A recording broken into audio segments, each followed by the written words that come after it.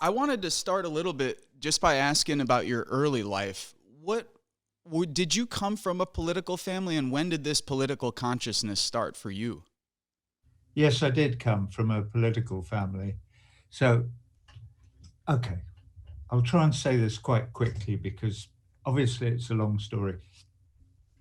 My mother came from a very middle class business family.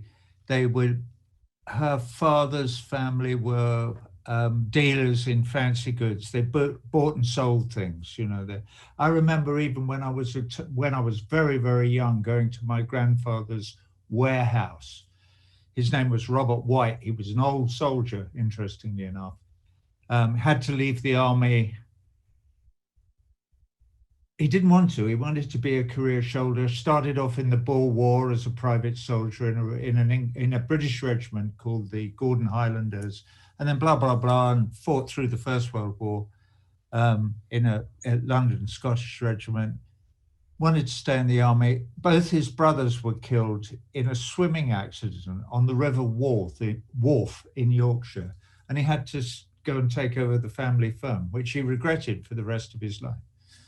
Um, anyway, so that's my mother's background. So she was sent off. She had a brother, one older sister, and two younger sisters. She was sent off to boarding school age, 8 or 9 or whenever they would send kids off to girls' schools.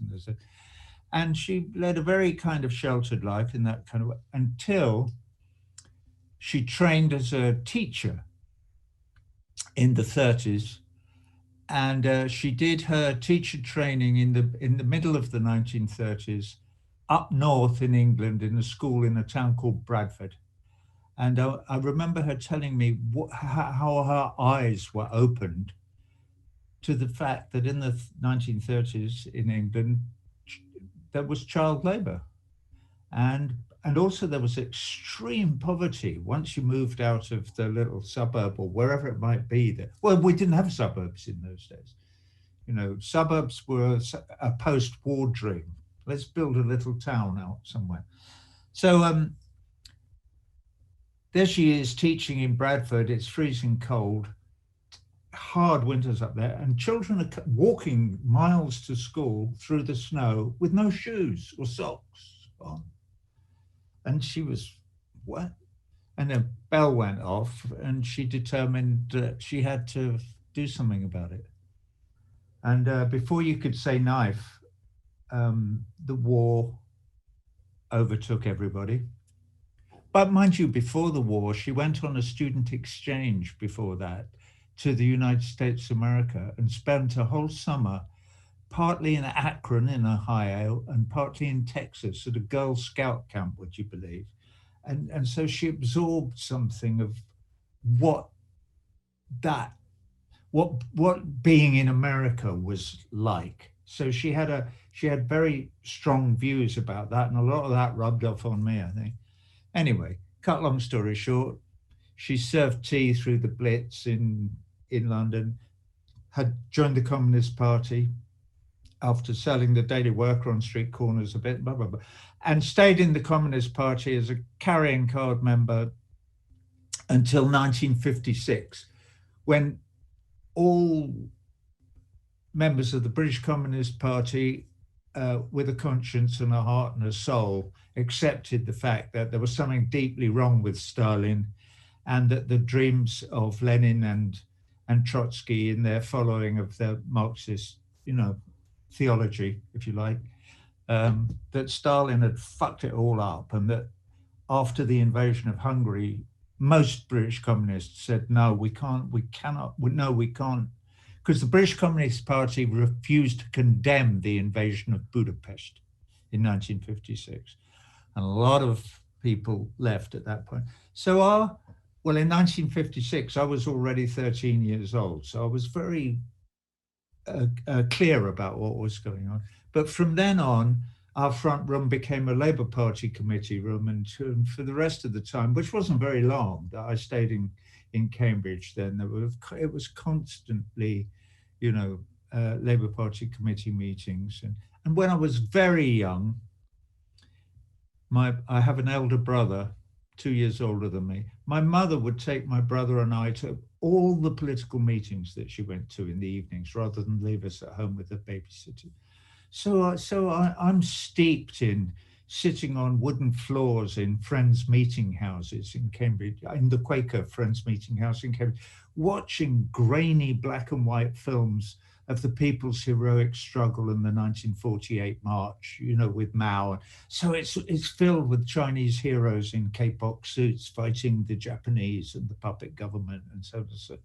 So, well, you can hear it. It could go on bubbling out of me for another hour, but yeah. So, and then of course, when I was even younger than that, and the war had ended, there was inevitably, because of who my mother was, there were books to find in the bottom drawer that were filled with pictures of Belsen being liberated, and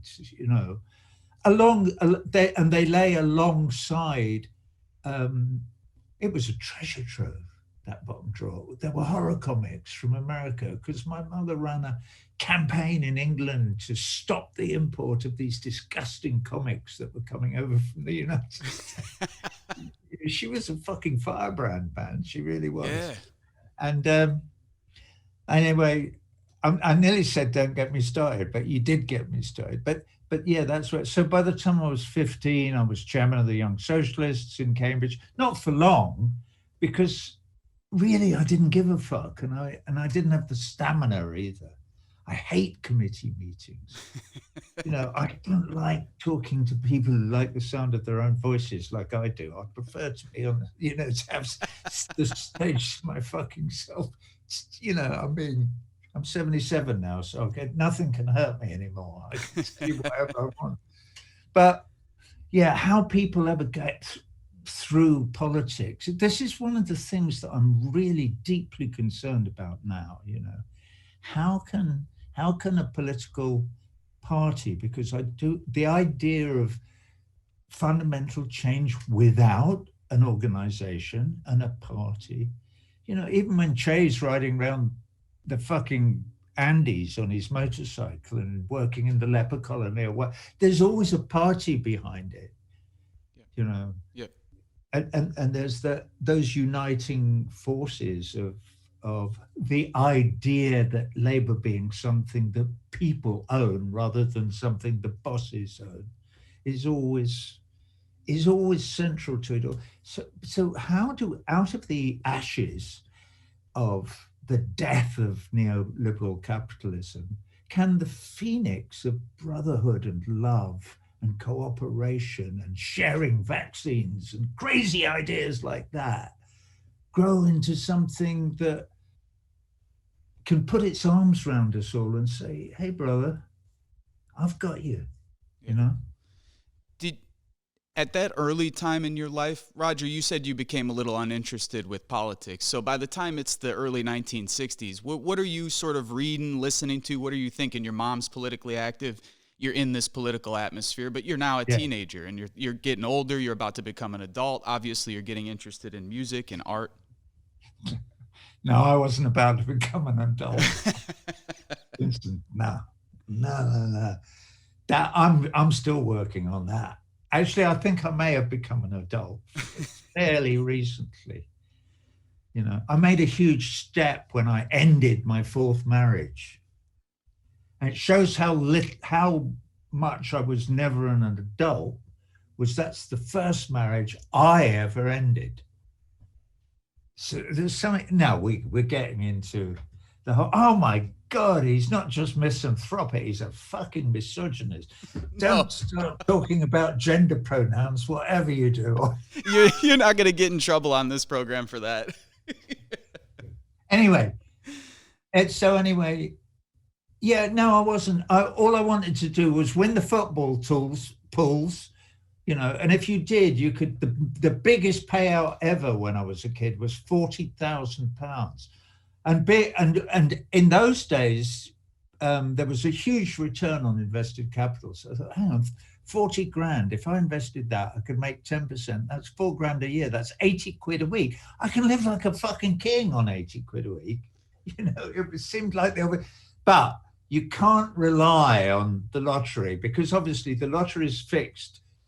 Like any casino, it has rules to make certain that nobody wins except the people who run the lottery or the casino or the whatever it is. It's, of course, the bait that they dangle in front of you, hoping that you'll take the hook, is that 1 in 5 trillion people who actually fucking win something. Yeah. So, but that's what I wanted. I'm sure that's why I started trying to learn to play the guitar. And I thought, this is the only alternative to a kid like me, for either win the football tools or become a rock star.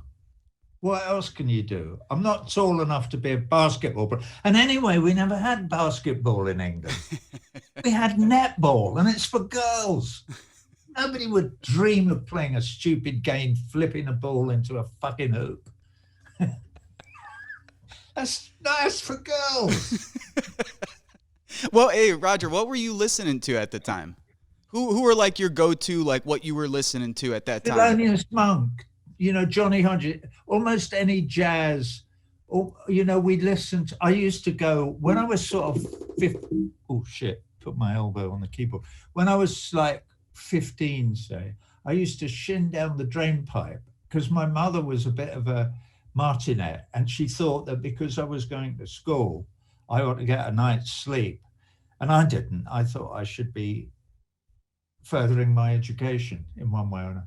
So I used to climb down the drain pipe and go round to my mate Seamus O'Connell's house, who lived with a batty mother, who I thought was a witch for most of my young life. But she wasn't. She was fucking great. She used to stay up all night, and there would be my mate Willa and me and Seamus mainly, and then there was Paul Charrier, and there were like 4 of us really. And we would go, and she would cook us boiled potatoes and fry sausages, and we'd sit there all night listening to mainly jazz, but also some pop music. And so, I was in that room in Mrs. O'Connell's kitchen that I first heard Georgia on My Mind. It just shows how batty I am. That Ray Charles, see, I forgot Ray Charles's name there, which is kind of cool that you can do that and it comes back that fast. The Rolodex of memory I've found, because names are the first thing that go, but that if you sit and wait, you can't in the middle of having a conversation with somebody on the telly, because so that luckily Ray Charles is a pretty easy one, so it flipped back in. But I remember thinking, wow, thinking maybe I could write music even then. Imagine writing a song like this that can move, that has the power to move somebody as much as this experience is moving me. Of course, at the time, I thought Ray Charles had written a song. I'd never heard of Hoagie Gone Michael. I didn't know anything about, the history of songwriting and thing. But I remember that, and we would listen to music all night long, and occasionally take Dexedrine, which was a sort of forerunner of Benzedrine. What were you? So when did you first know that you had written something that had moved large parts of the world? When did that hit you? Many, maybe 40 years ago or something like that, 50 years ago maybe, I got a letter, and I can feel myself getting over emotional.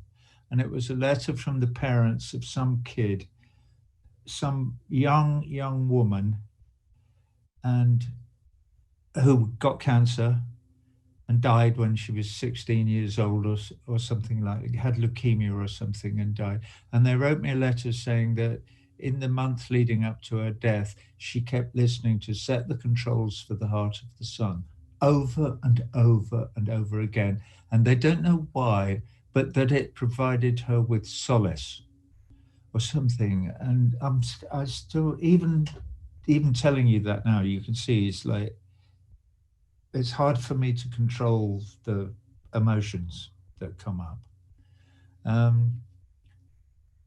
You know, that I mean, if you like, I think part of the reason that I'm so ferociously anti-war and anti-capitalism, anti all the malign influences on the possibility for human beings to make the most of the walk that we all take from the cradle to the grave.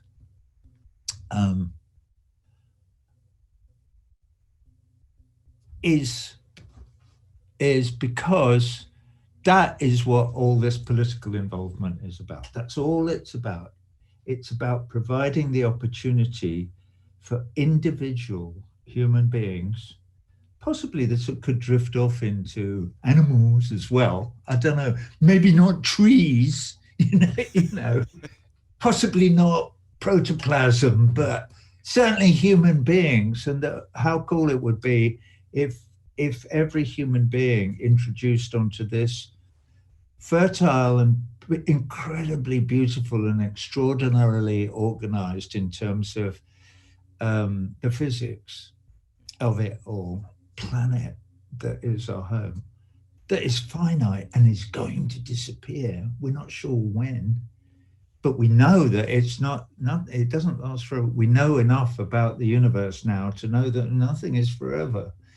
Everything goes back to carbon or whatever it goes back to at some point. And this planet, well, it's going to get cold or get hot or explode or disappear, or the star will go boom or whatever, no idea, the sun. Because our lifespans are so short, without getting metaphysical about anything. So it breaks my fucking heart to think of all my brothers and sisters all over the world who never have the opportunity that I do, that I have carved out for myself, to walk my path with love and grace as far as I possibly can. Because you need a freedom from the basic wants and needs. And also not to get sent to fucking Iraq to get blown to pieces, or my father to have to go to Italy and get killed, or whatever. So it's all of that fussing and fighting, you know, that our dead friend John Lennon talks about. Not that I'm setting him up as any great, you know, guru or anything, but nevertheless, encapsulated in some of what he espoused and was trying to suggest in Imagine and a few of the other pieces of work he did, is all about the same thing. It's about whether we can channel our love for each other into providing each other with the opportunity to walk with love and grace down whatever path we choose. It's a shame to me that even for myself, I feel like it took war for that to happen for me. You know, I grew up in this industrialized, the city in which I'm located looks like the cover of the Animals record. I mean, it's an industrialized smokestacks, coal-fired power plant, maximum security prison with prisoners sitting on death row. We've got houses falling apart. You could buy a house where we live, Roger, for $30,000-$40,000. Where are you? Detroit or somewhere? Where are you? I'm in Michigan City, Indiana, which is about 50 miles to the east of Chicago in this industrialized belt of what used to be steel mills lining the south shore of Lake Michigan. Right. And I didn't want to go into the mills. I hated school. I hated every second of sitting in those fucking chairs and having to do the work and having someone tell me what to do when the bells ring. I hated every second of it. All I wanted to do was play sports and chase women around. That was all I cared about, K through 12. That's healthy. And well, I mean, go on, yeah. No, I was going to say, you know, but I come from a family of people who had served in the military. My grandfather was actually in the Battle of Anzio with the 3rd Infantry Regiment, 3rd Infantry Division with the Army 7th Infantry Regiment. He got 2 Purple Hearts. He was out of Anzio in May 1944. He had gotten shot once, and he had gotten shrapnel all over his back. He never talked about the war, never said a word about it. I never heard him say anything about it. My father was in the Army during Vietnam, but wasn't sent to Vietnam. He got a low lottery ticket, so he ended up in Germany skiing on the slopes while his friends were getting blown up for no purpose. When I told him I was joining the Marine Corps, he told me, "Are you fucking nuts? He said, "Do you want to get sent to another bullshit war like Vietnam?" Now, of course, I was 17. Roger, I knew better than him. And I joined anyway. But then I think of everything that happened since then, and I think to myself, it's this weird contradiction where the most traumatic, fucked up thing that ever happened in my life also was the sort of foundational period where I was changing my perspective on everything. You know, what should I go? What's it all about? Is it about making money and having the 2-car garage? None of that made sense. I mean, I came back a very disjointed human being from that war, but I knew one thing, and that was what you were getting to, which is that I never wanted anyone to suffer through the same things that we suffered through. And even more importantly for me, I felt like I had a responsibility to speak on behalf of the Iraqi people for what we had done to them, for the death and destruction that we caused, because still here, almost 20 years later, the Iraqi people, the Afghan people, the Syrian people, the Palestinian people, the Libyan people, nobody ever hears from them. You know, at the best we get in the media in the United States is maybe an anti-war voice, but not too often. So I felt that as sort of a responsibility, and war in my adult life has really shaped everything since I've been 18 years old. And on top of that, we have never-ending wars, so we live in this state of perpetual war.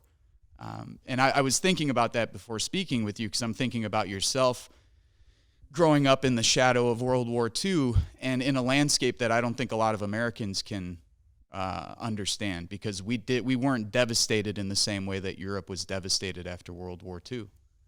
But I was sort of wondering how much that, obviously war plays a central role in a lot of your work and a lot of your activism today, but, you know, growing up in the shadow of World War II, the death of your father, and then also just that landscape of people who have lived through that. I mean, it wasn't just the soldiers, it was everybody, at least where you come from. Mm. Well, yeah, it was. I mean, I don't know what you want me to say about that. Yeah, I grew up in England, you know, in the aftermath of the Second World War. I didn't grow up in London, so I wasn't surrounded by bombed out buildings. So it wasn't, at least architecturally and geographically, it wasn't as devastating as it must be now to be in fucking Detroit, which is just as devastated as, you know, or where you are, which is just as, but it's been devastated by, you know, by the, not spineless, but by the chilling grasp of neoliberal capitalism, which just doesn't give a fuck about people at all, not even a shred. You know, it's funny, you were talking, you said something, I think to myself, you said, and I think to myself. You said that, and I thought to myself or something, and immediately I heard Louis Armstrong. It's weird, isn't it? I love triggers like, and I think to myself, what a wonderful world. You know, and you go, well, but wouldn't that be fucking cool? Because it is. What a wonderful, wonderful, amazing, amazing world it is. And when you take a child and you sit them down with a praying mantis and go, look at that, now just watch it for a minute, and just go, wow, isn't that incredible? Look at the way its things work. And it really is quite, and children are open to that. But you can destroy them so quick because they're vulnerable, and in our advanced, certainly all over the world, in fact, because the world is divided into masters and slaves. There's about 8 masters and like 350 million slaves, and most of the slaves never get a chance. They never get a quiet few seconds to sit and go, whoa, hold on a minute. What do I want? What do I want? What do I want? You know, they're like, bombs are going off, and so they dive into the Mediterranean and drown because there's no recourse for them. They can't do anything else. And you know why. You've been there. I don't have to preach to you. We know why the bombs are going off, because rich fuckers are trying to steal everything that's under the ground. That's all. It's really, really, really simple. But they also control the media. They control all the mainstream media. They control all the TV. They control all the newspapers. They control, except little pockets like you and maybe me or my friend Vijay Prashad in the, you know, whatever, or, you know, or the People's Dispatch, or the Grey Zone, or they're all over the world. There are enclaves of sedition, which is what it is. But they are doing everything that they can, slowly but inexorably, to shut them all down so they don't exist.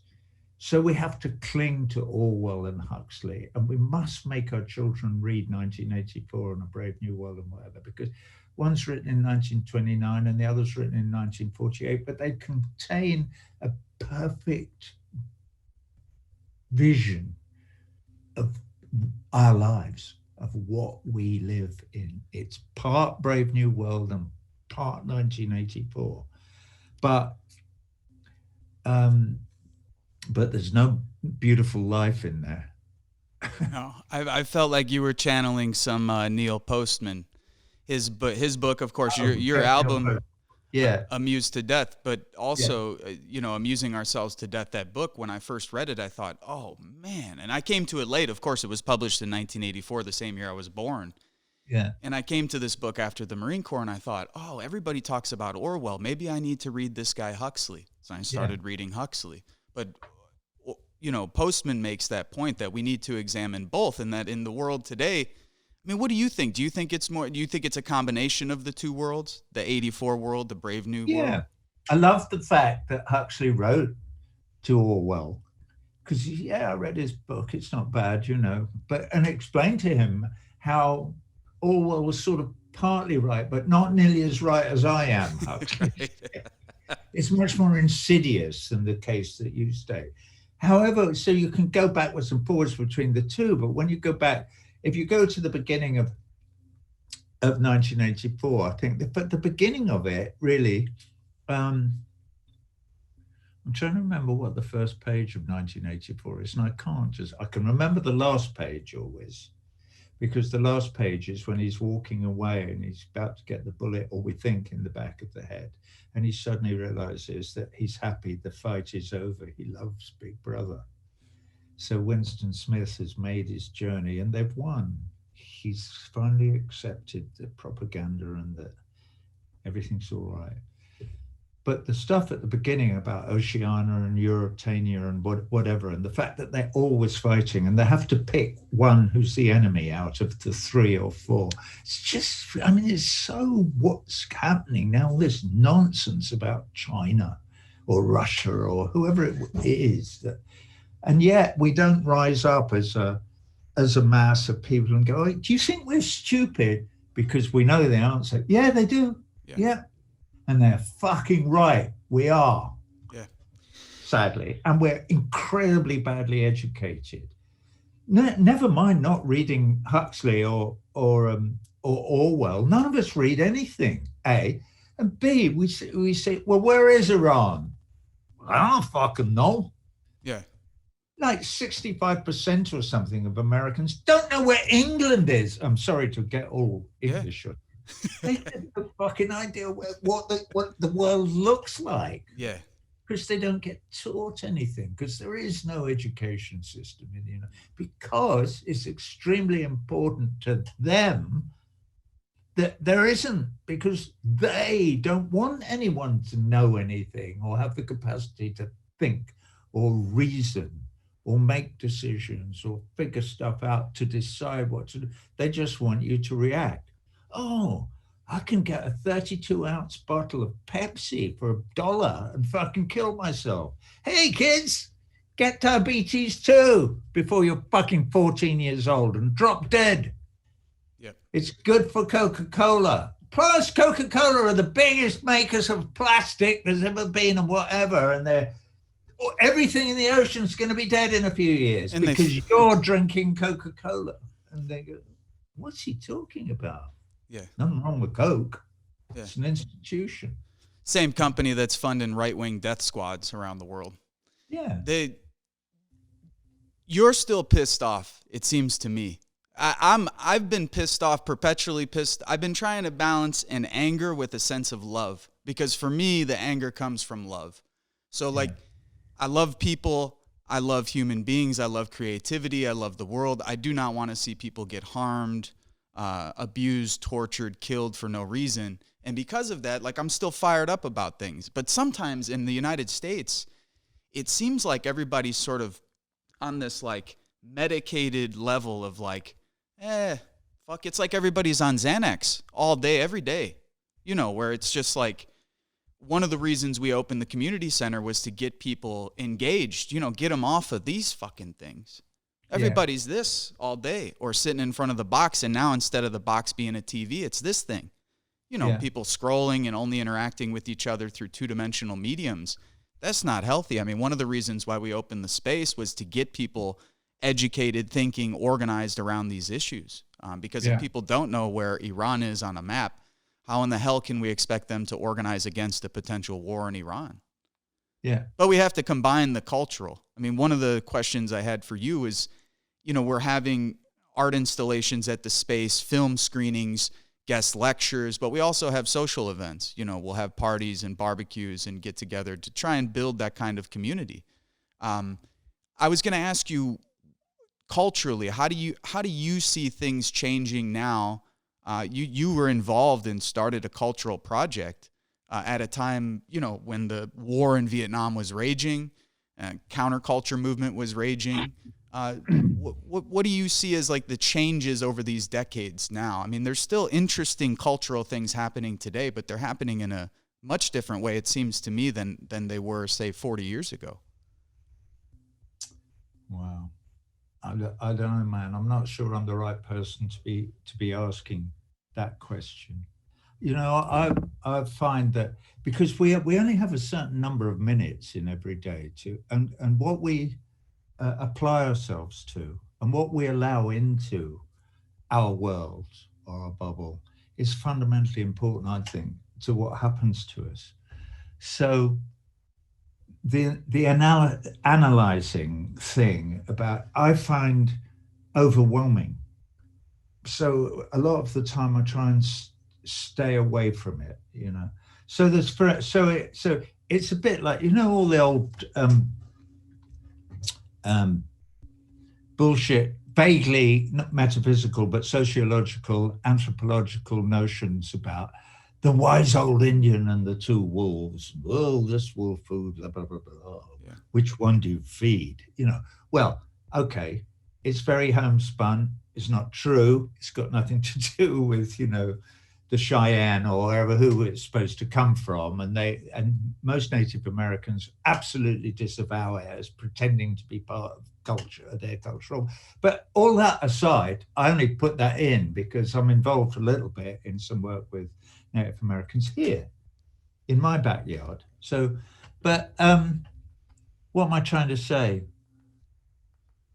I see, though, a parallel that I notice. Well, I don't notice it all the time. I'm not aware of it most of the time. But talking to you now, I need to bring this up and say, I can't really think about the broad issue and blah, blah, because I'm concentrating on this. We have empathy in us. We're born with it. All right. But they are trying to fill us with fuck them. Like you said, get the 2-car garage. Yeah, but I'm worried about that. Fuck him, get the 2-car garage. And you know, but I have this feeling in me that I get a bit choked up when I see that kid on that beach in Turkey, you know, not Elon, he's not called Elon, but Alan, I think he was called. And you don't worry about that. Listen, what you should be worrying about is blah, blah, blah, blah, blah. So there is that, we are presented every day with how much energy do we use to nurture our little piece of empathy? Because that's what is going to bring us joy in our lives. You building your community center or inviting people in, you doing the work that you do is what brings you, Vincent, joy. That's what brings joy to your life, is that. That is the kernel, that is the nugget, that is the precious stone that we all carry within us in our hearts. And all this fucking bullshit about, you know, about all of this whole thing that's been constructed in the United States of America The United States of America is the shining city on the hill of all that fucking shit. It's a huge pile of shiny shit. And so that's the reason that people talk about the United States all the time, is because of that. And so it's hugely important because of that. And when you're in Pittsburgh and the steel mills are going and everybody's pumping out and everybody's they're not making a fortune. They're not going to go and retire in the sun, but they're making a living and they're whatever. It may feel as if it's faintly all right, but when with the perspective of looking back on the last 60 years at it, you go, well, hang on, it wasn't all right. It was just, they were using you in that location for those few minutes. Now they're using the fucking Chinese or whoever it is who's working for 50 cents an hour, building the shit that makes them multi-billionaires. Yeah. Or a fucking robot now. Or robots, yeah, or robots.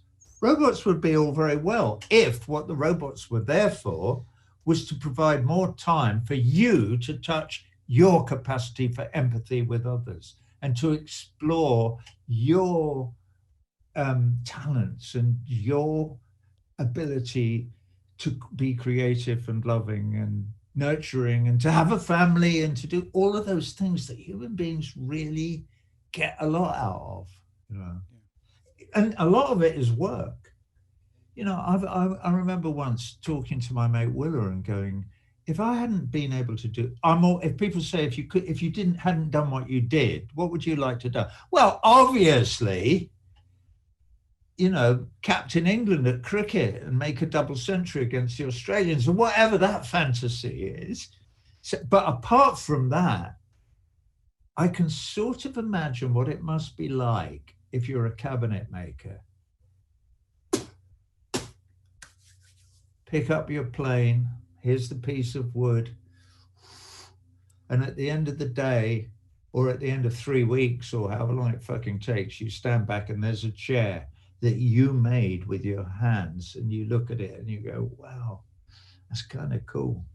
Maybe I might have, but it's there, you know, and it's something that you can touch and feel, and the smell of the wood shavings. I can imagine having lived a life of honest labor at some human, but of course, all that's slowly but surely that's being removed from people. There are nobody wants a cobbler or anybody. I mean, I'm not saying that I wanted to be a cobbler, but you can imagine the pride and the joy of using your hands and your eyes and your whatever to make something.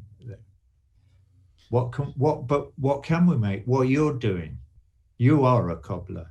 You are making the shoes that we need to walk around and say hello to each other, to get us away from the fucking iPhones. Yeah. How about, I was going to ask you your relation to technology. I know I've heard you in the past say you don't have a TV. Sergio and I don't have a TV in the space at all, so there's no TV around here. But what do you generally like? Do you interact with a lot of this new technology, or are you just like, look, I don't have time for it, it's too much? No, I don't interact with the new technology, but I do interact with the older technology. I do have a TV. I watch every single Arsenal game, soccer game, wherever I am in the world, if I can. I'm a fan. I'm a sports fan. Yeah. I admit it. I don't see anything wrong with it. No, God, no. When you look back at the history of ancient Greece and whatever, and the development of the Olympics originally, and putting the shot and throwing the discus and whatever, and then after that, they're all individual games, because by and large, war games were individuals, you know. And actually, it was a much better idea to have a champion who went and fought another champion, and that was the end of it, rather than, hey, let's kill 5,000 people. No, why not just kill one? Yeah. If we can make that the definitive end of the argument, be much better not to kill one, but one is better than thousands. Yeah. But of course, we know, you've been, after your experience in Iraq and looking into it, we know that your awful experience. I know a lot of veterans of Iraq and Afghanistan. I've worked with quite a few of them, but we all absolutely know that it was only for money. It was nothing to do with anything but money. It's a way of making rich people richer. Smedley Butler said this in 1920 or whenever it Yep. was. Yep. And he only fought in those colonial wars around supporting American agriculture Yep. in Central America, and he figured it out. And I believe he was the most decorated soldier ever in the whole history of the U.S. Army or something. Certainly that's the story that goes around. But if you read his pamphlet, he figured it out. He went, whoa, hold on a minute. I figured it out. This is only about money. Yeah. War is a racket. War is a racket. Is the name of the pamphlet. I know, yeah. And how many of the vets that you talk to, Roger, do they feel similarly? Are you only talking to, say, anti-war vets, or are you talking to all kinds of veterans? No, all kinds. Some of them do, some of them don't. Well, I say I've worked with a lot. I haven't worked with all that many, but I've worked with quite a few outside this. But at one point, I went to Walter Reed with my friend G. Smith, George Edward, and together with a guy who was working there, helping vets to rehabilitate through learning and playing musical instruments and whatever. I put together a band of guys from Walter Reed, and we did some shows together. Oh, wow. And they were called, the shows were called Stand Up for Heroes. And they happened every year at the Beacon Theatre in New York for a number of years. And the foundation, Bob and I've forgotten his wife's name, but it'll come back to me. They put these shows on every year, and it was always Bruce Springsteen was a bit of a linchpin. He was sort of the star of the thing, but because it's called Stand Up for Heroes, so it was mainly comics. And then he would come on, sing a song, auction his guitar, they'd make a few grand for veterans, for one of the, one of the warrior things. What's the main warrior? Wounded warriors? Wounded warriors, mainly for wounded warriors. And then they'd all go home, and they at some point, Woodruff, Bob, and I'll remember her name too, but his name's Woodruff. And they came to me and they said, would you come and play at one of them? We know you're interested in veterans affairs and blah, blah, blah. And I went, I said, maybe. And then, so they said, well, we've got a thing at the Natural History Museum. Will you come and talk to some of them? I said, yeah, I'll do that.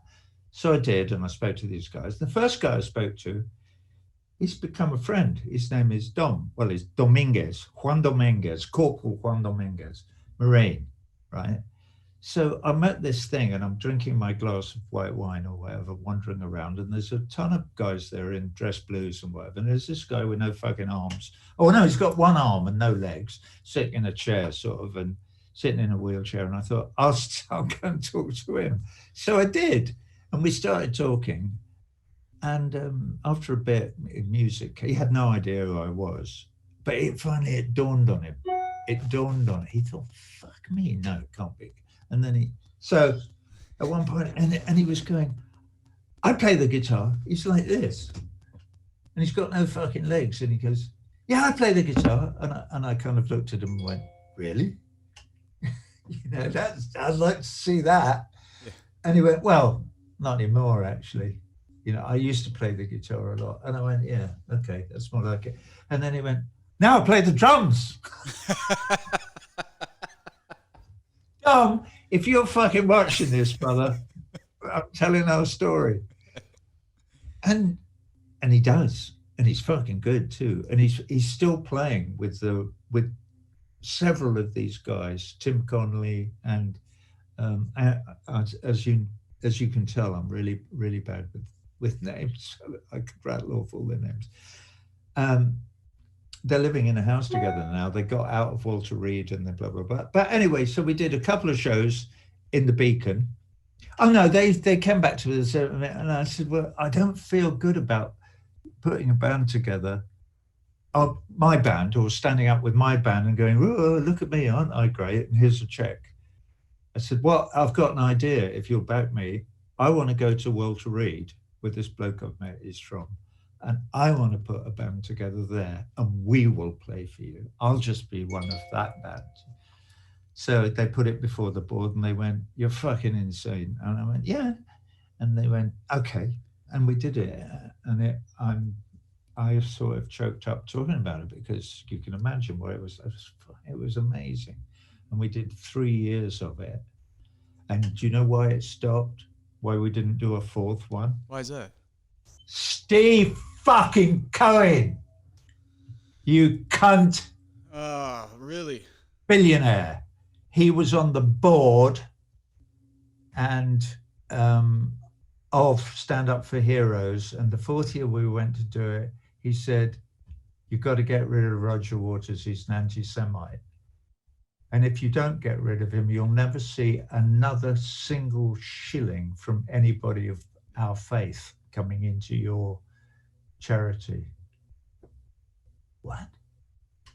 Unfucking believable. So when I found out about this, I went, "What? Are you serious?" "Yeah, they're serious." I said, "Well, it puts them in a difficult situation. That's millions and millions of dollars a year, right? Because they're very, very generous." Right.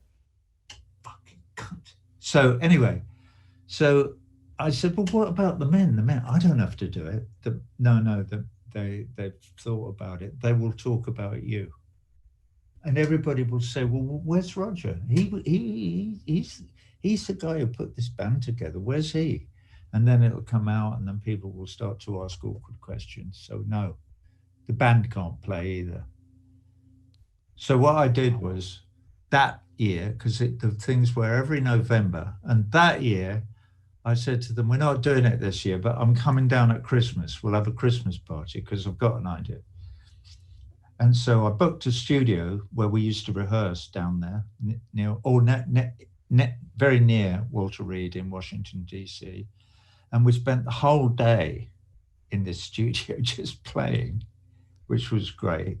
And then we all went out to dinner together and had this fucking great meal in a nice restaurant. And everybody got completely drunk, obviously, and full. And it was beautiful. And I told them the story, and I said, "Here's my plan. And if you want to do it, we'll do it." I said, "Next year, because we're not going to be allowed to do it. They don't want to know anymore." I said, "We'll do our own.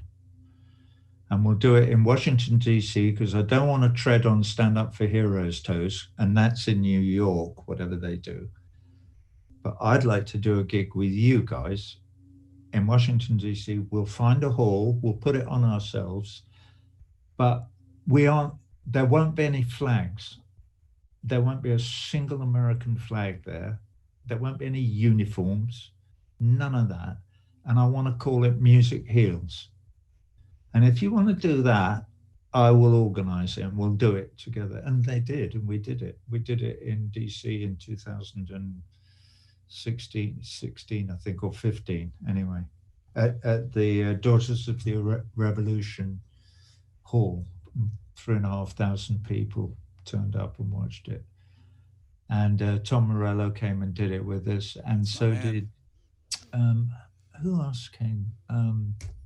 Billy Corgan came and sang "Wish You Were Here," which was great. And Sheryl Crow recorded something, but mainly it was just me and the band and my music, and George Edward and a guy called Jeff, fucking hell, Hammond player. I've forgotten his name now, but. And since then I've kept in touch with them, but I've been so busy that I haven't done any more gigs with them. I was going to ask you, two things. Do you feel that this is a responsibility at this point? I mean, do you feel because you have this voice, because you have a platform, that you have a responsibility to speak out about these issues? Absolutely. And that's why, and because because I'm old, I'm 77. I'm not old, I'm young, but I'm a youngish 77 anyway. But because I sometimes have to ask myself the question, do I reduce my platform and do I reduce my power in the conversation if I get too loud, or if I use cuss words, or if I make a mistake, or if I'm not politically correct and things? And so I've thought about that quite a lot over the last few years. And I've decided in the end, I don't give a shit. And Steve Cohen, I will call a cunt a cunt, because you are. All right. So, and if that loses me, if we lose the war, I'm sorry, man. I'm really, but I feel that I can't try and be all things to all men. And I can't be political about it. I can't go, well, what happens if I did? I've seen so many people with great aspirations founder on the rocks of wanting to get on politically in some way, know. And that you suddenly find you went to the fucking White House and had lunch with George fucking Bush. Yep. What? Yeah. Bruce or whoever you might be, maybe not, but you probably went with Obama. Yeah. He's fucking killing people all over the world with his drones. Yes. You go and sit down in the White House garden and make nicey with a cup of tea. No. Do you lose respect for people for stuff like that, Roger? No, I try to be, no, because if people do anything that's positive or good or whatever, I would try to, no, because I could be wrong. It might be great that you go and sit and have tea with Obama. Maybe some good came of it. How would I know? Well, who am I to be judgmental? Is the way I say. I tell you what I don't do anymore is when my activist friends say, oh, and Roger, could you go and ask, and I'm naming no names, no petrol, but the names I could rattle off of my fucking tongue of all those people who make nice and, I really believe in human rights and I play this great music and we have this great band, and you go, oi, I need your help. Come and stand up and be counted on this issue. Oh, well, don't you think that, and you suddenly discover that one of them's married to a fucking Israeli and has an apartment in Tel Aviv, or whatever it might be. It doesn't really matter what it is. Yeah. Or their uncle builds electric chairs, and so although they're against the death penalty, right? Or whatever. I mean, that's a dark example, obviously. But actually, you know what it is mainly?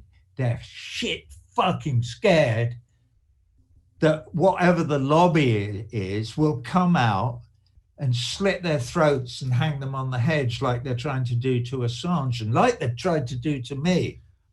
I just wanted to ask you about yourself. I was in Australia in 2013. We had a bunch of events for Assange. We were standing up at the time with the WikiLeaks party and with a bunch of grassroots activists in Australia, really radical, good folks.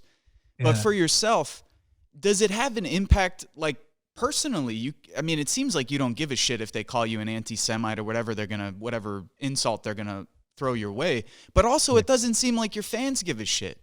Like, your concerts, your tours are fucking packed. People, I know people who are still talking about the upcoming tour that you're going to do, that this is not a drill. It doesn't seem like it has any impact on the amount of people. Yeah, but you have to remember, do people call you Vincent? Vinny, Vince, or Vincent. Yeah, depending. I'll call you Vinny, if I may. Yes, you can. All the Vincents I know are called Vinny in my experience. But okay, so what we have to remember is that you can fit my fans on the head of a fucking matchstick. We're tiny. It's a tiny number of people. It might be 1 million people the world over or something like that, who've even heard of me. It's a tiny number of people. And even so many fucking enough morons get through the cracks who came to the Us and Them show and got upset because I was attacking Donald Trump. And you go, well, what the fuck's wrong with you? Why did you come? What? Because they don't get it. Because they have bought all the Pink Floyd propaganda. That this is all about la-di-da-di-da and taking LSD and outer space and whatever. And if you can get them like that and sit them in a chair and slap them and go, no, it's not. It's nothing to do with any of that shit, dopey. Have you ever fucking listened to any of it? And they haven't. Do you need to take that, Roger? No, I don't. It's from a friend of mine, though. I just need to look at it and see what he actually said. This is a friend of mine who a golfer who's got really, really bad cancer at the moment, and so he's going through terrible, terrible, terrible times, and that's him texting me because I send him texts all the time that are as crazy and irreverent and funny and ignoring his illness as much as possible. And so that when he responds, it's a big moment because he has very little strength. I know I'm laughing, but I'm not really. But anyway, it doesn't matter. What were we talking about? Something interesting before Dewey interrupted us. No, it's okay. It's okay. You were just complaining about how people see like the Pink Floyd as like, oh, you take drugs and you're out in space, and it has nothing to do with like the real shit that's happening in the world. Yeah. Well, they often people are very confused about Pink Floyd because during what you'll forgive me if I call them the golden years, which is after Syd went crazy and before I left, the work we were doing, and I was the leader of the band, not just de facto, I just fucking was. I was just in control of everything just about and whatever. And we did, and all of that work is me expressing myself in a way. And it's, even politically, it's quite a solid body of work, working as it does, through Dark Side of the Moon and Wish You Were and Animals and, and The Wall and the Final Cut, which is a huge part of it. And you can see it's a really interesting kind of pick. If you're interested in that kind of thing, a lot of them aren't. A lot of them have no fucking idea what any of it is about.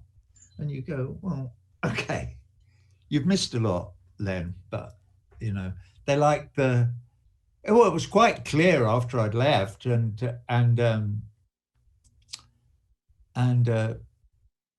Dave and Nick, and then they got Rick back in because it looked better.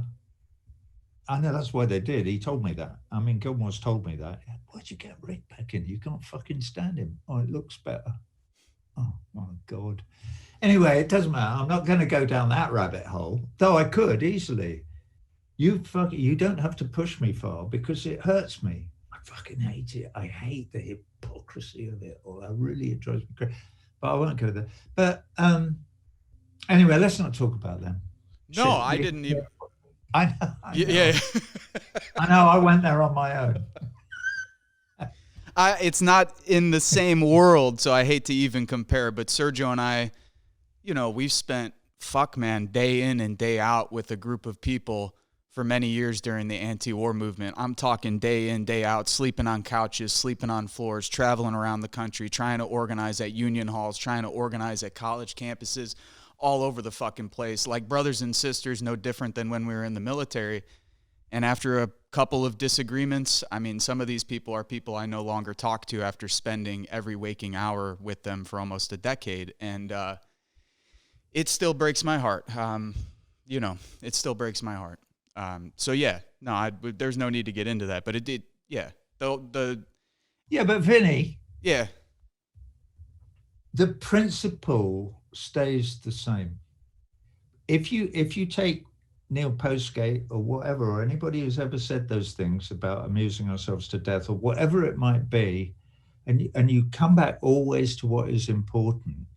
Well, if the arguments are about walking with love and grace, there is no fucking argument. Once you've defined what you do to that, it's a bit like in public conversations now, I always come back to the fact that I stand on this tiny little piece of stone, and on it says Paris 1948, Universal Declaration of Human Rights. And there's no room to write down, there are 30 articles. If we abided by them all, none of this fucking bullshit would be happening. That's all we have to do is just go, yeah, we've accepted that. Now let's do it. None of this happens. Once you do that, the whole nightmare goes away. Well, love and grace is a bit like that. Walk with love and grace, you know. And if you do that, or if you, even if you try to, you sort of can't go wrong. Yeah. I don't know what that's got to do with you falling out with your friends, but I suspect it has something to do with it. It does. It does. Why did we get involved to begin with? All of us came back damaged veterans from a fucked up war who wanted to prevent further damage. And that's why we did what we did. So I think if we keep that in mind and keep a level of humility, I hope at some point that, you know, things can be forgiven and that we can move on. And what I've said in the past, you know, I've met Iraqi refugees over the years, and some of them have walked right up to me and given me a hug with tears in their eyes, and they've told me, I forgive you for what you did to my people. I forgive what you and your brothers did in your platoon. And my thinking on that has always been, if the Iraqi people can forgive me for participating in what I participated in, then fuck, you should, whoever it is I wronged in this world, they should be able to forgive as well. That's the way I look at it. I've never done anything as bad as what we did to the people over there. And if those people can forgive us, then I don't know what kind of transgression is unforgivable, you know? I know. There's a level of humility and grace that they walk with and that they live with that I try and keep that keeps me in line, my perspective in line. I'm sure maybe somewhat for yourself, like your veteran friend, you know? Yeah, whenever I feel like complaining or something, I think of the people I know who are dealing with, you know, far worse. One of my veteran friends, he's called Greg Galeazzi. He was actually an officer. He went to Iraq, deployed to Iraq. You know why he went?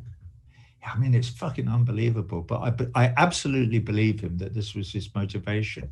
He thought that if he got a commission in the Marines and went to Iraq, that he could keep his men under control so they wouldn't commit some of the atrocities that he had seen happening. He thought, fuck me, I have to get out there to get these guys to play by the rules. Right. Which is pretty fucking amazing. A, that he was that moral and strong, but B, that he also thought that he could, if you see what I mean. Wow. I don't know if I've ever even heard a story like that before. Well, you can ask him about it. He was a good guitar player. He was at the Christmas dinner that I told you about with those guys from Walter Reed. And I'd never met him before. He was new. He'd only just, but so he never played with us at the Beacon, or we played at Madison Square Garden, the last one we did together, in the theatre upstairs there, which is about 6,000 seats. So, but he did play with us in Music Heals.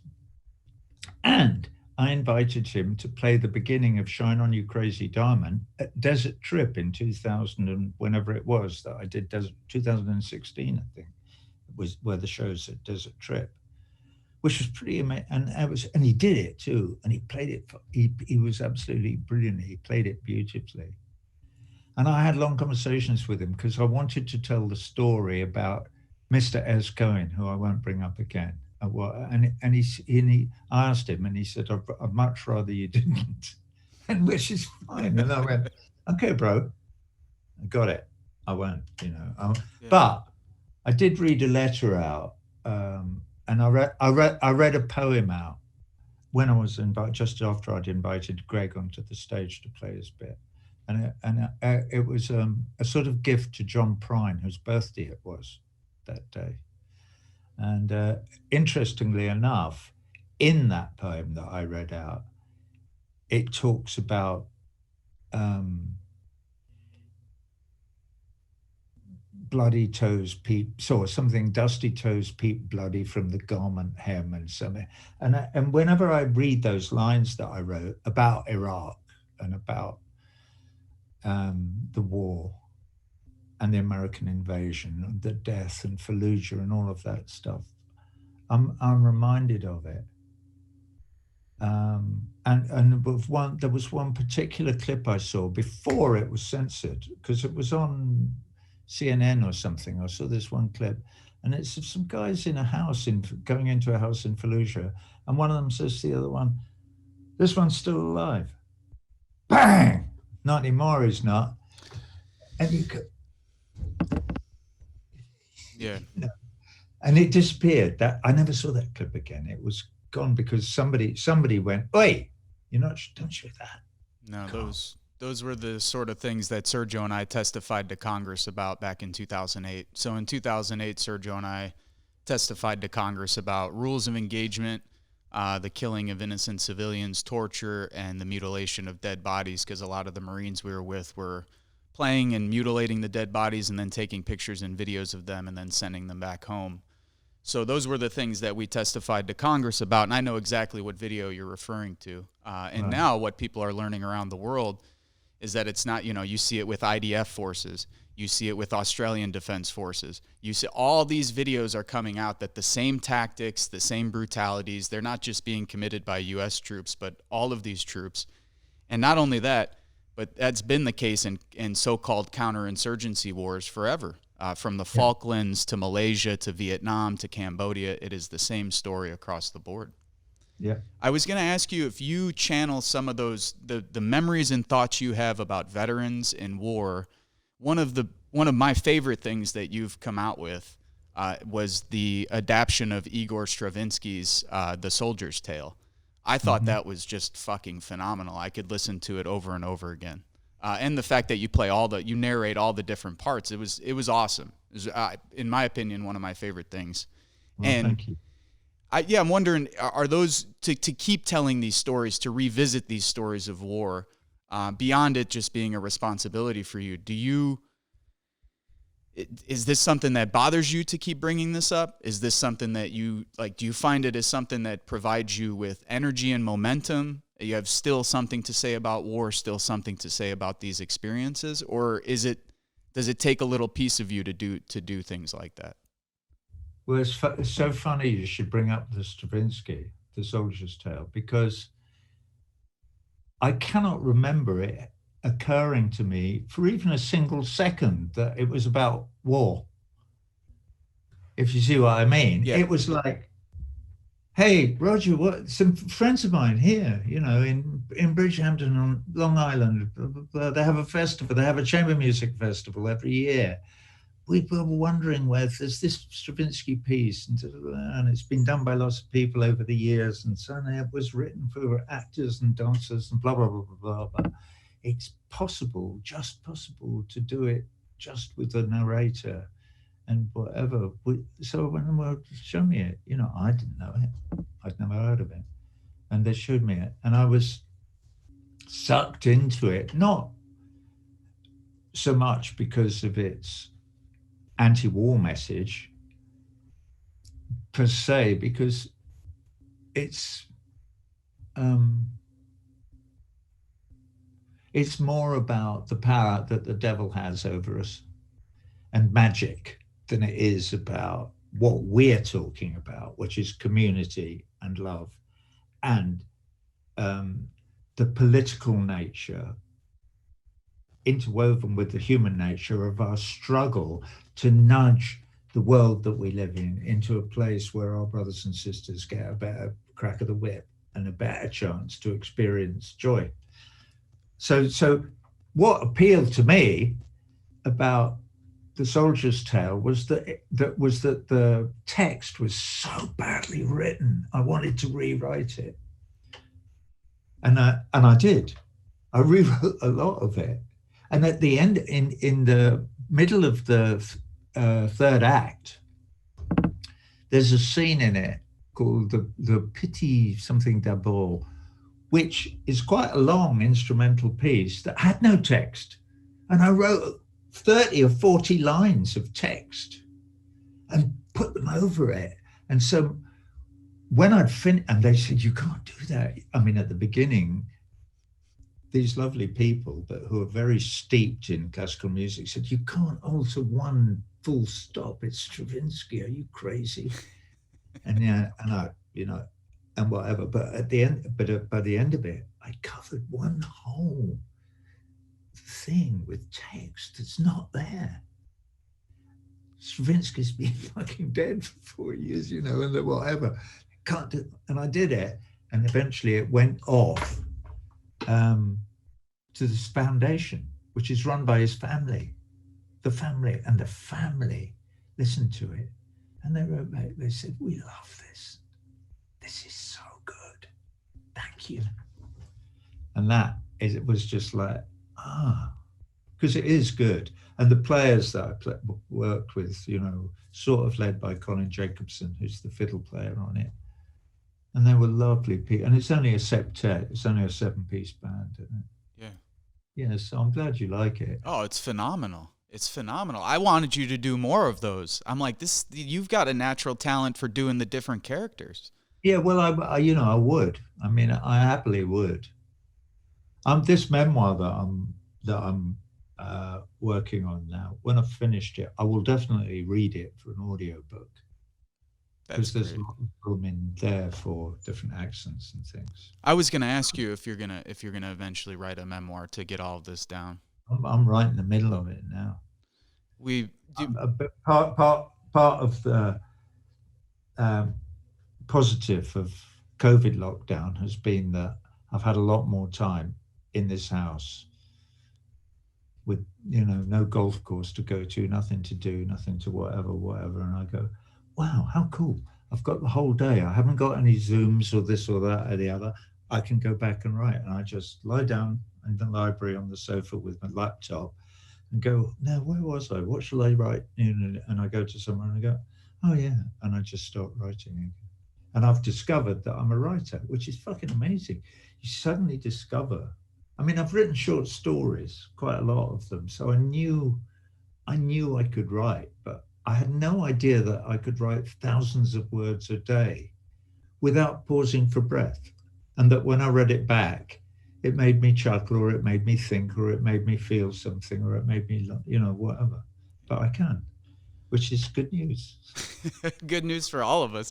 Is there how much has that changed over the years, Roger? Like today, I know it's COVID, so it's way different than what it would normally be, but how have your like writing habits changed over the years? Are you the type of person who's like 10 a.m. to 3 p.m., that's when I write, or is it when it comes, I sit down and I write? No, it has always in the past, it's been when it comes, or when I've often described to people about songwriting, well, sometimes I get this pregnant feeling that there's maybe something struggling to get out, and then I'll sit down at the piano or the guitar sometimes or whatever, or something, and it'll either come out or it won't. But no, there's never any question of sitting down in the morning at a set time. Very recently, because of COVID now, sometimes I've, you know, early in the morning, if I wake up early and it's like 7 o'clock in the morning, which is, I love, you know, and the sun's just coming up and I'm breathing the air, and then I think, well, what shall I do now? Well, it's quiet. All right.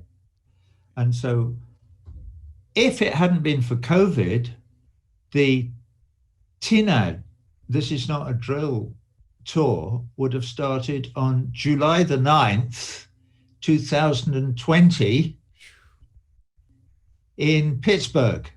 And it would have all been over last Christmas. Wow. Do you still enjoy it? Do you still get pumped for a big tour like this? All conceptualizing? Well, I'm sure I will once I get into it. Obviously, it would have been a huge amount of very, very, very difficult, very, very concentrated, very, very hard work crammed into a tiny short of time, which is what it's usually like.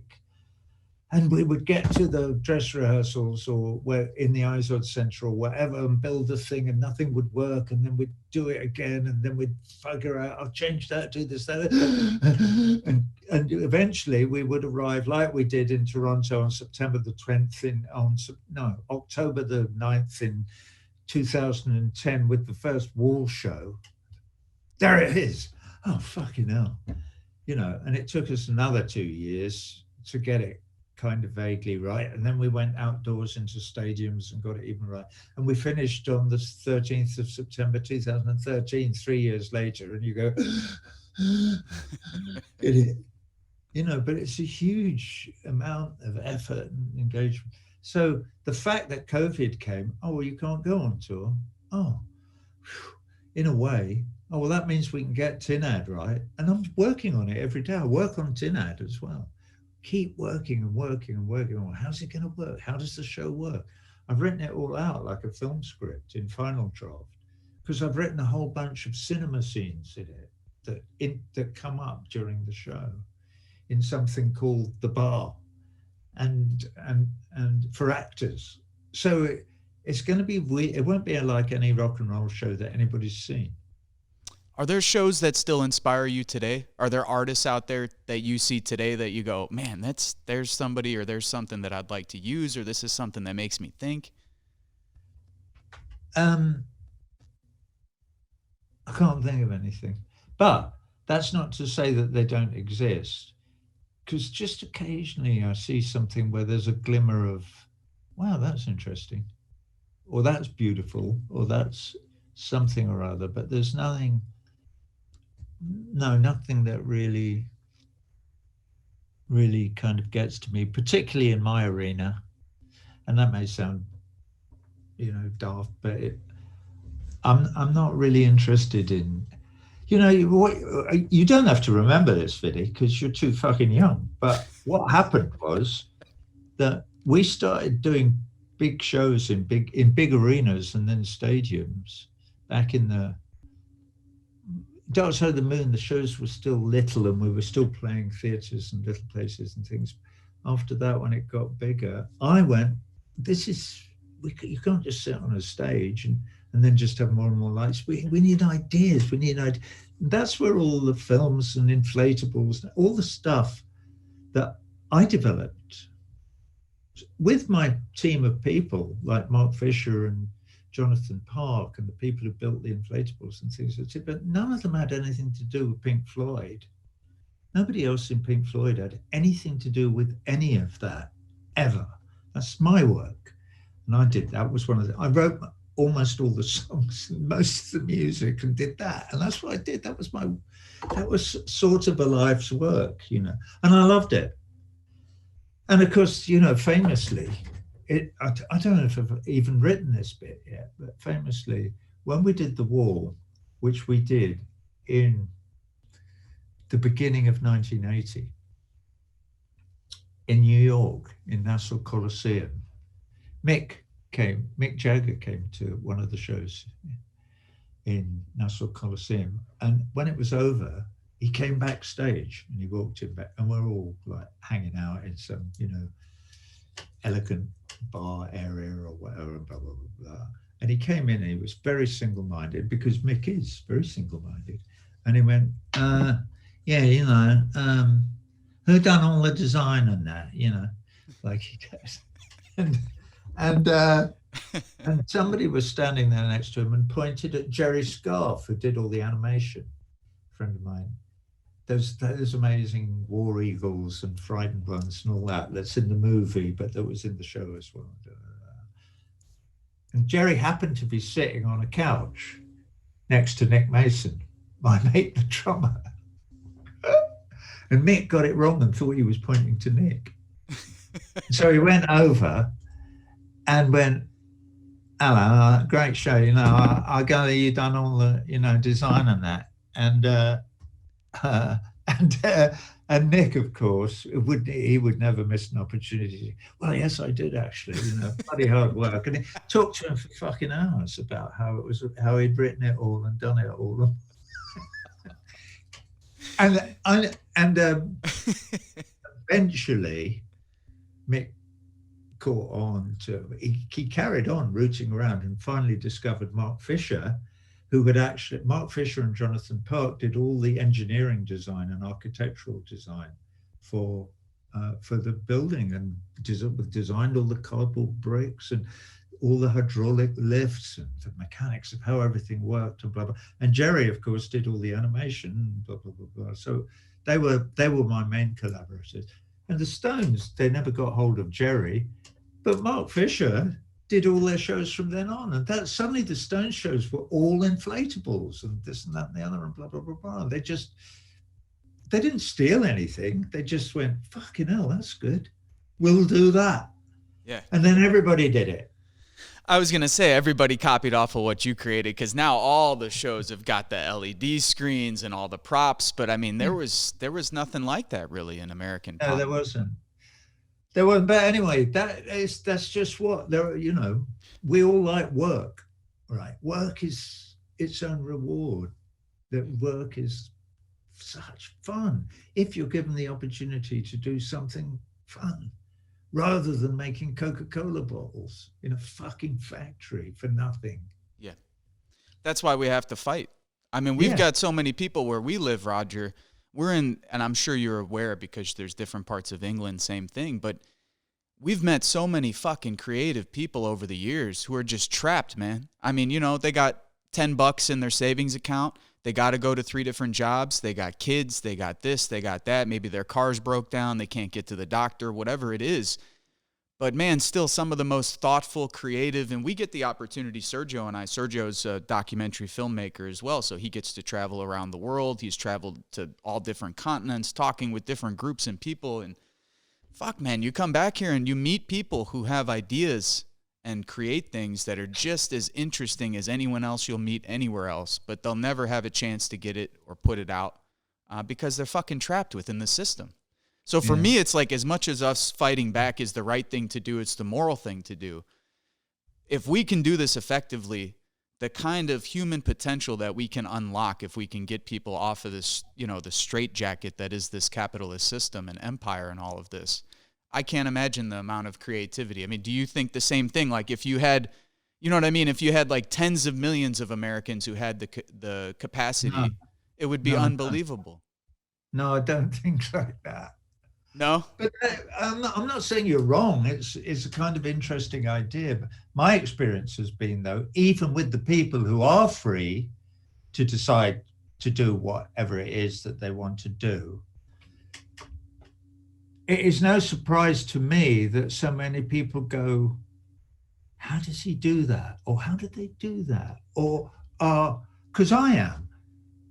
When somebody does something that blows my fucking socks off, I go, wow, how did they do that? That's amazing that they can do that, you know. When John Prine writes Donald and Lydia, for instance, I don't think that there's hundreds of thousands of people who are enslaved by capitalism who could do that, but don't because they're enslaved by capitalism. I just think, fuck me, how did he do that? That is so beautiful. I don't think that the next Dostoevsky, that there's one on every street. And if only they weren't having to go to a boring job, they'd all be writing, you know, War and Peace. Or I don't. I do think that people who do that work are special.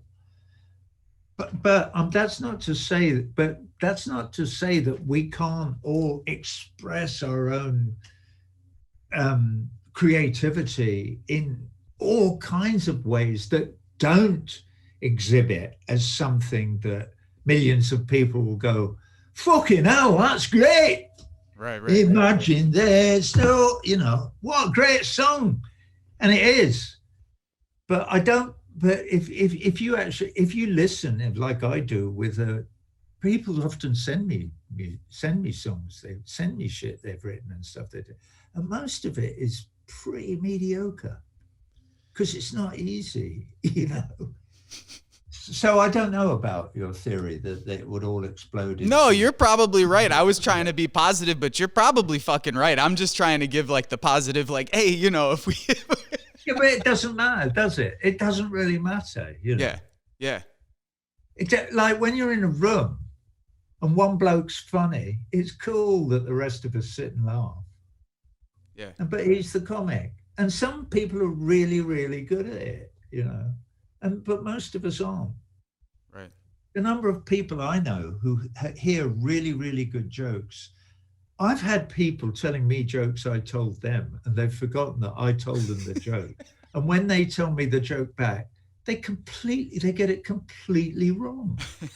They've no fucking idea why it was funny or what was good about it. You know, even down to getting the punchline completely wrong. Right.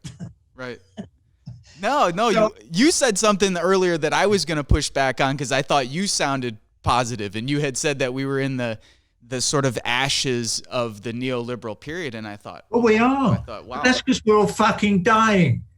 Because there are those people with $10 in there, but most of them, it's not in a savings account. no, They haven't even got it. They owe it to somebody, and they got $2 in their pocket, and they can't come up with the money to pay pay the rent at the end of the month for the apartment.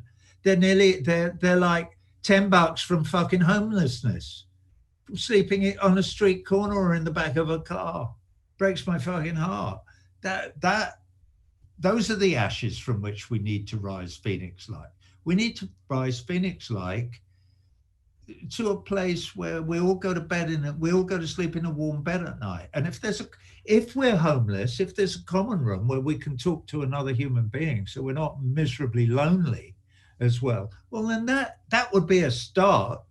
And if we were sick, if we could get fucking health care, and if we have kids, if they could be educated, if they could go somewhere to a school and do really interesting things, and have somebody there, an older person, show, hey, let me show you this, and then go, bloody hell, I didn't know about that. Yeah, it's a dinosaur. People study them, it's called paleontology. Did you know we're all from Africa? We're only 220,000 years old. Every human being. No, we're not. Billions of us are Chinese. No, but we're all from Africa. The Chinese are all from Africa. that's right. How do you make that out? And you just tell them, and they go, wow, that's really interesting. Mind you, none of us knew that until we unraveled the human genome. And that was only 20 or 30 years ago. So nobody knew. Until Francis Crick did the work in Cambridge and discovered DNA, we had no fucking idea how anything worked. So we do live in exciting times, and the knowledge is there, but they don't want us to share it with anybody. They don't want the knowledge to be shared. They only want the knowledge to go to them, so they and their pals in big pharma can make money out of anything that anybody discovers.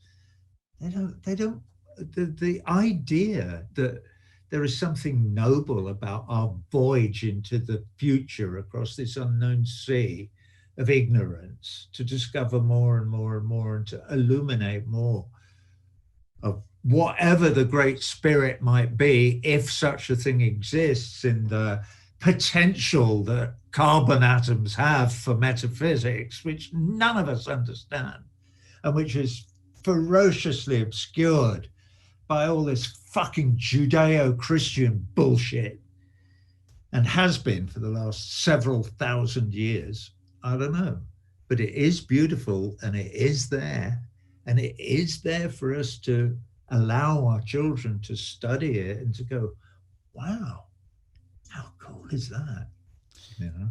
Do you care about any of these labels, Roger? Do you call yourself a socialist, or do you think any of that matters at this point? Do you think there's any use in using those terms? Well, only if they describe something useful. I would be happy to be called a socialist if I thought that adjective was appended to people who cared about community and about social welfare.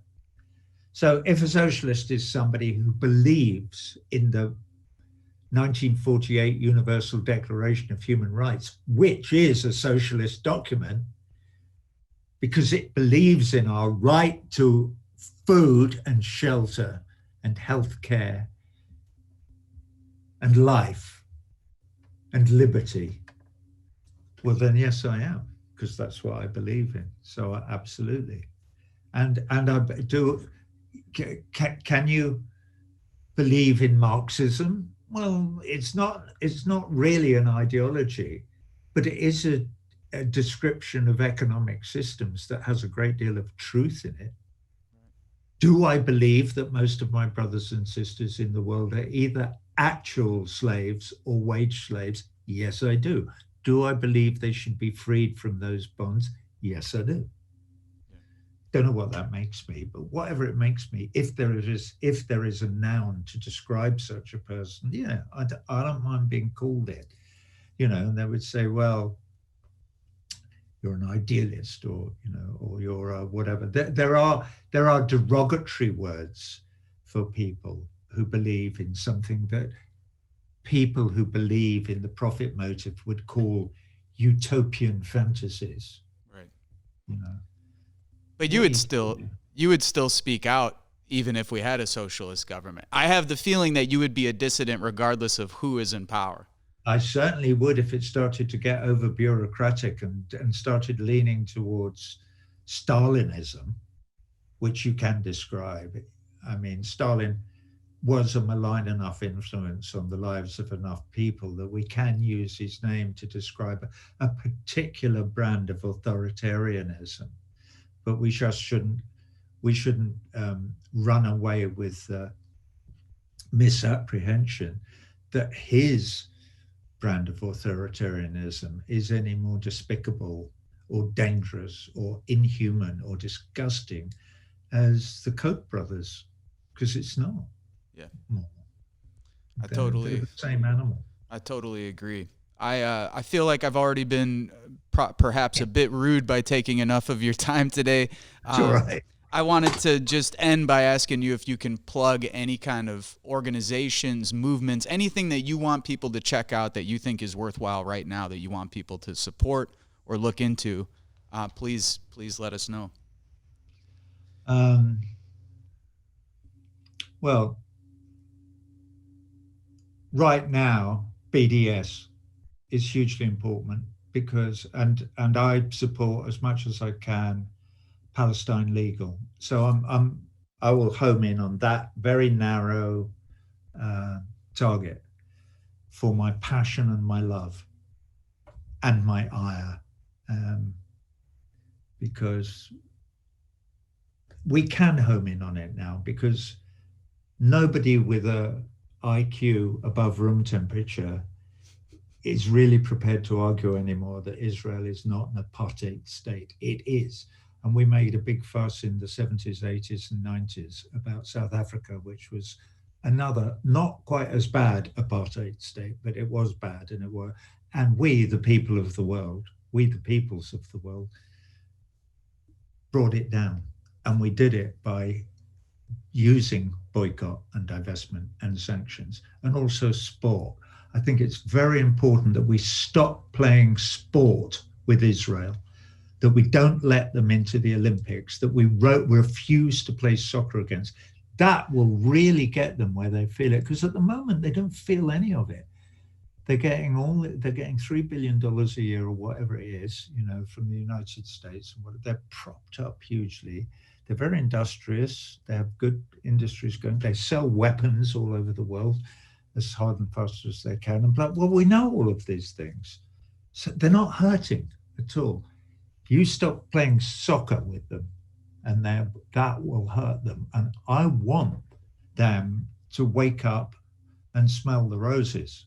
I want them to smell the olive trees that the Palestinian people would be growing, and smell the olives that the Palestinians would be growing and putting in bottles and selling all over the world, if the Israelis weren't bulldozing their thousands and thousands of years old olive trees into firewood all day, every day. It's disgusting, and people are waking up to it. So that, I'll point at that, please. And I would say that to my community in rock and roll. I know it's a bit scary. Oh, and don't get me started. That's the end of your career. They've told me that ever since I got involved, which was it wasn't that long ago. It was 2006. So that's only 15 years. But for 15 years, I've been being told every single day, that's it, your career's over. Well, you're right. You won't find Roger Waters' The Wall or Us and Them on Netflix or Hulu or this or that or the other, because I'm banned from them. They don't say so. They say, oh, we love it. And then the next day they say, you know what, it's not really quite right for us. So it's gone upstairs and the board have said, no, he's banned, he's blacklisted. We are going to destroy him. Well, you can't. My back is broader than that, but I'm lucky. But there's a lot of my friends in rock and roll who should be standing up to them as well, unless they don't believe in human rights. It's just that one small platform that I stand on. I would invite all my comrades in rock and roll or in music business in general, come and stand on this little platform with me, along with me and, you know, Elvis Costello and Lauryn Hill, and there are many others. I'm not saying I'm on my own. There are many others, and I'm very bad at names, so I can't remember all. But there are thousands and thousands of you who go and look the other way. Well, you know, sometimes, to use some of the Judeo-Christian stories, it's easier to pass by on the other street, but it brings you nothing in the end.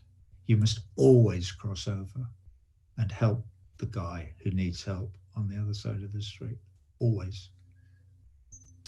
That's all I have to say. There's no better way to end it. Fuck, man. Roger, I know you didn't have to do this, our little small-ass program out here in Michigan City, Indiana, so I can't tell you how much it means to me. No, but it's good, bro. To both of us. I'll do it again. You know, just give me a chance to get my voice back. Yeah, no, and I'm sorry for taking too much of your time. I hope that wasn't... Listen, don't be silly. At any point during the whole thing, I can say, good God, is that the time? And disappear. And you would have been very nice and said, that's all right. No, it's been a pleasure talking to you, and to whoever else is watching this. You know, I like having a platform, and as I'll tell you something else as well. It's nice for me to be on a Zoom thing where I'm talking to one person. 3 is maximum. I get involved sometimes in Zoom things now, and I try.